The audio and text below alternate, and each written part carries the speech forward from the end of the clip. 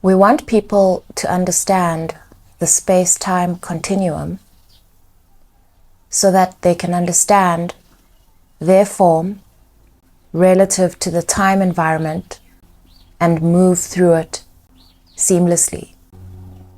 If they can understand how time relates to them, then they can work at identifying the obstacles, and the awareness of these obstacles helps them to remove these obstacles and move through time seamlessly. We don't jump, we bounce. When we fall, we eventually land, and it's hitting that surface that allows us to assume a new direction. What surrounds you can only really absorb you if you hold the same frequency to it. But by virtue of the absence of resistance, which allows you to hit the surface and bounce forward, you're essentially made of a different frequency to what surrounds you, and this creates an advantage that you hold over the prevailing space-time. You're essentially propelled by your awareness and the absence of your resistance. You bounce off the surface, across and into a new space in time. There are places in the body that govern resistance. These exist within the lower chakras. However, the base chakra and the sacral chakra are of no concern in the discussion of this topic. It's taken for granted that whatever is required, the circumstances required, have been fulfilled. Awareness is required in the sacral, in the solar plexus, in the heart, and the throat. These are the three middle chakras. The solar plexus says, believe it, believe that you're worth it, you can do it, you've cleared up any reasons why you cannot. The heart is open. The heart should be reminded that this is not your task alone. And so this is a matter of having mercy on the heart, keeping the heart open. And the solar plexus, the heart reminding the solar plexus, these two things say you deserve it. And so essentially, if you have done the work to release all resistance against yourself, against why you do not deserve this reality that's passing, already created in your sacral chakra, that's asking for passage upward, you'll know whether this exists in the resistance of action being taken. The throat is the action. This is how falling allows you to hit the surface, bounce, and for the creation to rise up smoothly through this passage into action and spit you out on the other side in a different space-time. This is a continuous space. It's a continuous space. And so it doesn't require for you to move with time as though this grid stops you. Once you've shifted your frequency into that of believing you can do this, everything that matters, your matter, everything that matters essentially is able to pierce through your current reality. Yes, it is actually quite basic, but we've asked you to communicate it so that there's an understanding, because the term jumping timelines suggests that all action relies on the human. when actually it's bouncing. We are bouncing. And so the only action required by the human is to release resistance, to trust that the time is right, and to trust the action to be taken. You don't need to concern yourself with what if you fail, because you'll always have the opportunity to bounce. You're bouncing. You're not crashing. You're bouncing. And you're also not jumping into nothing. This is another fallacy. You are also not jumping into nothing, as if it's open air and you could hit the floor. There's a surface that you're being projected from. And so just like a bouncing ball, if the action doesn't catch you on the other side, you'll simply return to the surface you were projected from, with the opportunity of bouncing off again, depending on your frequency, because if your frequency is reduced, if you do not trust that you can bounce again, your frequency is then reduced to that of your surroundings, and just like a ball, you'll roll on the surface. If you trust that the surface that you're landing on is firm, sturdy, and accommodating, then it is. And so what we are trying to communicate is how you are propelled, and that it's not so much a jump. It can be perceived as a jump because of the action that's required. However, more often than not, by the time we're looking this far into the concept of jumping a timeline, we already have something to work with. And so the outcome is not important. In fact, the action is not so important. All it asks is for you to keep doing what you're doing. However, if you release that resistance and believe all these things we've discussed, as you hit the surface, you are propelled forward into the new timeline, into the new point in time and space. Okay, well, first of all, that was wild. And I'll tell you what feels wild. It's when I compare how I felt before when I download information like this and how I feel now. What's changed is the level of trust that I have for the information that comes through me, and also how I get it. This happened this morning while I was washing my hands and having this discussion that I have with Spirit before, as I'm preparing to do a reading for the collective. And I was told Spacetime Continuum.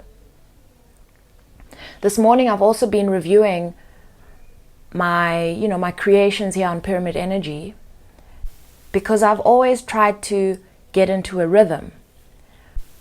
But over time, along this Pyramid Energy journey, all I've had is everything but routine and a regular rhythm of what I do. My levels of trust in myself and the information that I get have also fluctuated. I know now that that's perfectly normal and irrespective of what I observe out there. When I saw Space-Time Continuum, imagine like I'm sitting in my meditation position and I hear space, and then I hear time, and then I hear continuum. And so I'm like, well, I can't just disregard what I'm being told. And I've got my cards out again, I know I said yesterday no more cards, but like I've got my cards. They're sitting in the same position they were, because as soon as I heard Space-Time Continuum, I was like, there is not a chance I'm going to understand this through cards. And so I Google it and I gain an understanding, and I also see this grid, the grid of matter. So I've had another download about the grid of matter. I'm going to share everything I mentioned. I'm going to list in the description below there. I'll leave links. But I see this grid that represents what actually sits within matter, because our observation of this physical space that surrounds us is very fixed, it's very dense, it's very solid. But this grid appeared to me inside of matter, and with it, what appeared was this flexibility that it holds and this fluidity that it holds, in contrast to the reality that I feel and see.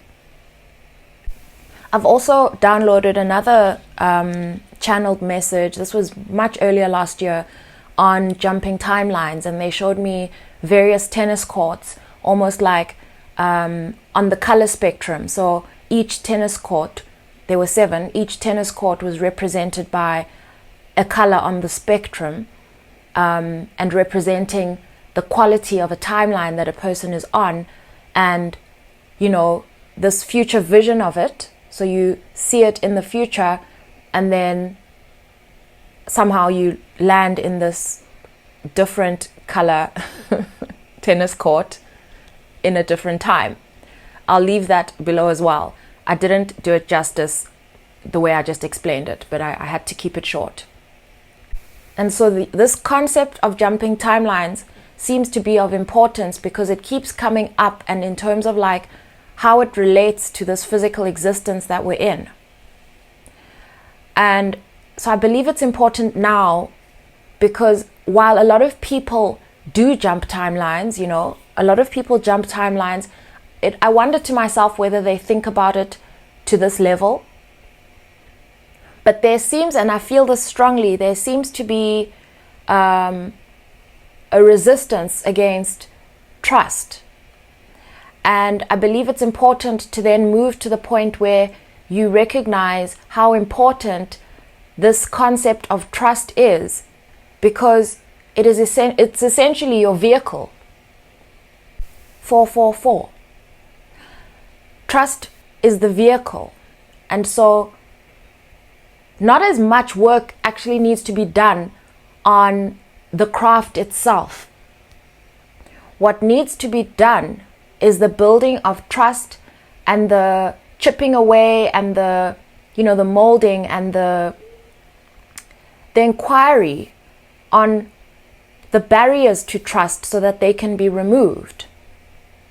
And I understand this fully, why this is landing on this audience that I'm speaking to. It's because we've encountered a lot of conditioning that has caused us to sustain damage to these areas of ourselves, the heart and the solar plexus. And and this is, I'm not going to say I take it for granted that. I'm going to say I'm speaking to highly creative, deeply intuitive, talented people that are sitting on stuff, and they're just having failure to launch. And some of you are already doing what you're doing. Some of you are already doing what you're doing, but waiting to kind of jump and putting a lot of pressure on yourselves to get it right. And I believe that's what this message is about, because there's already quality in your craft. There's already quality in your craft. And here we are, we're all channeling. I mean, the only reason I believe, the reason you listen to my content is because it has evidence of resonance in words of things you've already downloaded. So information you already have, here I am, I confirm it.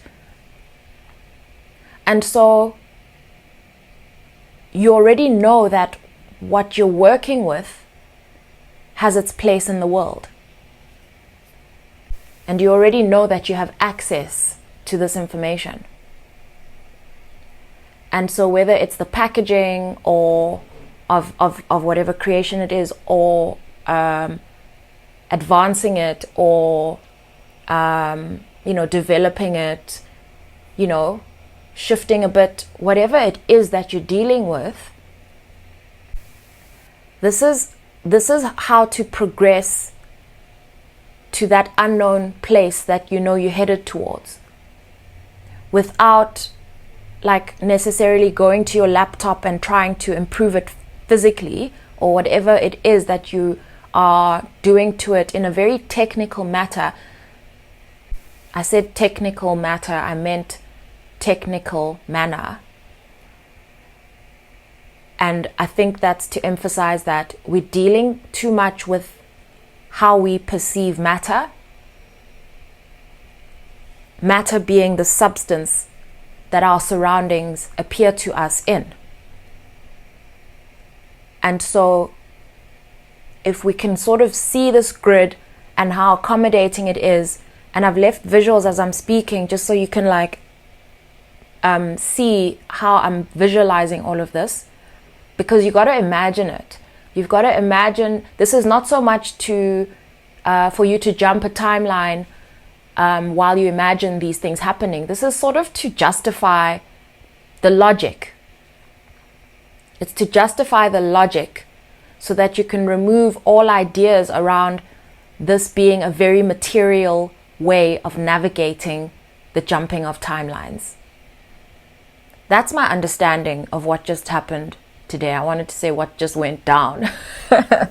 And I also know that I would be sitting with a lot of doubt with this kind of information, because, you know, I used to be afraid of all these trolls on YouTube, you know, people who come across your content and then trash it. Whether it's, I mean, I remember once talking about chakras, and I was doing a reading and I referred to the 7, and someone listened to the entire reading only to tell me there are more than 7 chakras.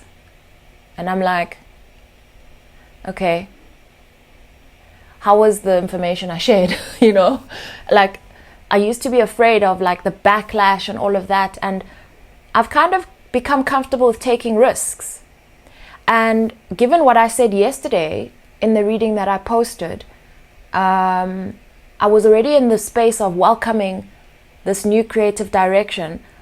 I did, you know, and then this morning I'm like, I'm going to use cards, and I'm like, well, is that a regression? And then they're like, Spirit's like, well, you do what you want, you know. Again, it's like this game, as if I was made with a sense of humor to be able to survive the game.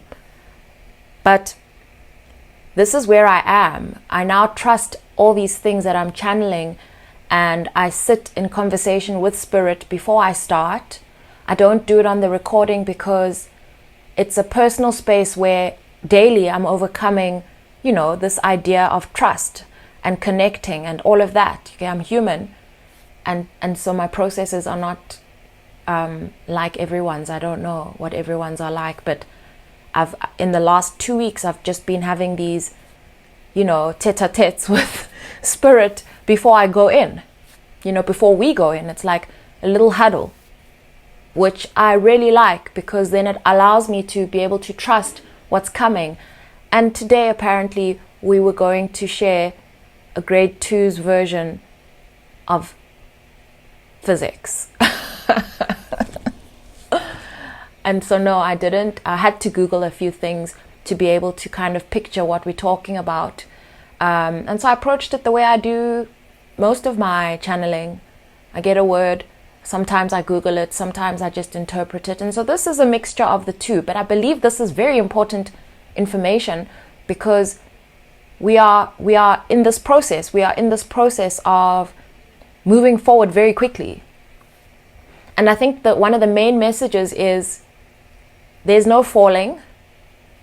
And there's already evidence of the quality of what's actually being done here. And as much as we don't have a full picture of the result, it's certainly worth the try if you're feeling like stuck where you are, and you've kind of come to accept, especially after the video I posted yesterday, that you are the barrier. And so this is really about opening the door for whatever's to come, and not trying to control what it looks like, because God knows I would not have shared that if I had forced it through cards. I mean, there's a part of me that's interested in what the cards would say. There is. And so then that part of me tells me, let us pull out a Rumi oracle card to balance us here. The card I have here is number 15, Divine Mother Manifests. I want you to look at how she's got this green and yellow. This card has this green and yellow, which are the colors I described in the channeling as those that create trust. And it almost feels so strange to have channeled that message, especially with the tone that I did and everything, and still come back to this Rumi Oracle guidebook, because it just feels like two different worlds. But I feel that this belongs, because what is actually being done is that we're taking a very technical explanation in order to explain trust and what is born and what can be born of trust. The card says, "Oh, you living in the world of 6 directions, accept the gloom and accept the bliss, for those seeds buried in the ground will one day grow into fruitful orchards." Rumi. We share her, this Divine Mother. You and I, we are her precious children. We are born through her love, and she shares in our losses and our gains, our tragedies and our triumphs. Her hair forms the galaxies, her thoughts become the stars. The sun is her own warmth, and her breath is felt upon this earth, causing the roar of the ocean waves. Her voice is heard in the call of the whales and the trill of the birds. She is all, nurturing life into existence. She is in my reaching for you, and she is in your acceptance of my divine hand. She is all, this great lady. Nothing lies outside of her sphere of influence and power, compassion and grace.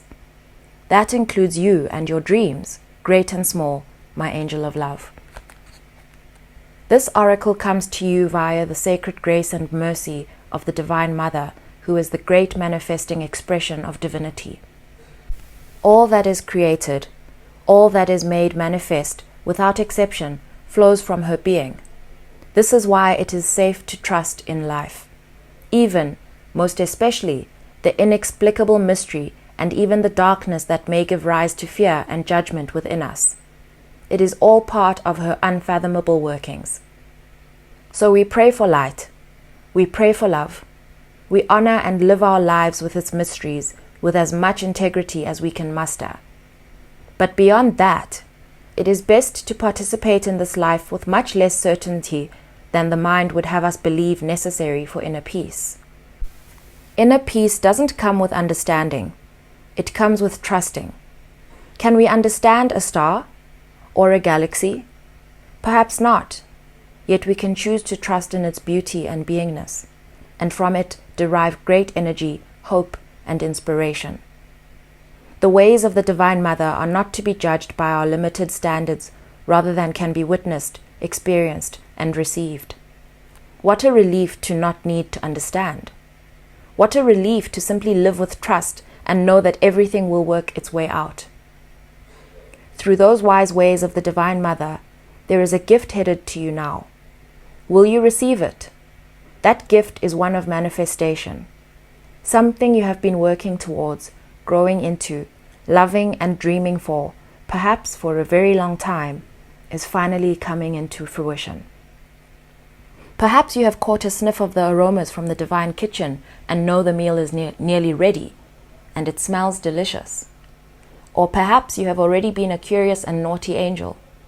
You've poked your head through a door to the divine dining room, only to be captivated by the candlelight dancing in reflection upon gleaming silverware, and the subtle sounds of crystal goblets and finest china being laid down upon an exquisite dining table. Or maybe, dearest one, you have absolutely no clue what is about to happen. With your thoughts and attention so often turned to the past or future, you have yet to realize what is coming to life for you in this moment. Perhaps you will not gain any advance notice. You will instead run smack into the middle of a dinner party hosted in your honor, and perhaps even feel unprepared, wondering if this morning's yoga attire is suitable for such a grand occasion. You are being asked to receive this gift completely and utterly. Whether you feel sufficiently worthy or not, or appropriately and readily attired, it is time, and the bestowal of this gift is as it should be. Whether it seems to be in the best form, or how it should be according to your opinion or the opinions of others, it is as the Divine Mother has accorded it to be. She has her wild ways, of course, and oftentimes her workings in the world are, to put it mildly, downright unfathomable. Yet somehow all things, all creations, all of life, her every working, serve love. You are one of her creations, and so is the imminent manifestation of your own heart truths.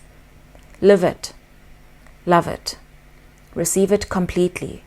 It is yours and meant to be so. This oracle comes with additional guidance for you. No matter whether or not things appear to be working out, they are. And you are held in the loving protection of the Divine Mother to keep you from straying from your highest path and divine destiny.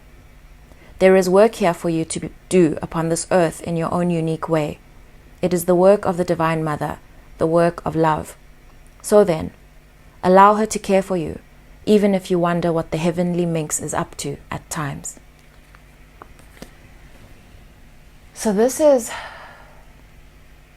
is what I thought. It is about trust, and it is about a manifestation that is ready, and it is about opening the pathways up for it to be expressed onto earth. And it is about trusting that we don't do this all by ourselves. It is. We are channels. We are to be traveled through. We are to make way for divine creations to move through us in whatever form they come through. And sometimes that's what it looks like. Explaining science like you like, fumbling around in the dark. It doesn't matter if it doesn't look the way maybe you expected it to, or the way anyone else expects it to. What matters is that it moves through you so that it can please you. Sending you love.